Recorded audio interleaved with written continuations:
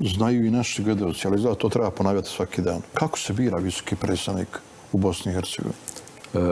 Visoki predstavnik se bira po aneksu 10 Dejtonskog sporazuma koji su potpisale Republika Bosna i Hercegovina, koja je formalno ukinuta u Dejtonu, nikad nije stvarno ni postojala kao država. Potpisali su Republika Srpska i Federacija Bosne i Hercegovine. I samo te strane mogle su da zatraže po aneksu 10 da bude imenovan visoki predstavnik koji će im pomoći u koordinaciji primjeni Dejtonskog sporazuma, znači nikakva izvršna ovlaštenja strane. Da se imenuje visoki predstavnik u jednini. Ne kaže da se imenuju visoki predstavnici koji će pomagati stranama i tako. Ako nema zahtjeva strana, a u ovom slučaju kad je riječ poslije Incka, Republika Srpska, odnosno njena Narodna skupština izričito rekla da se protivi imenovanju bilo kog novog visokog predstavnika, pa samim tim i ovoga koji se lažno predstavlja.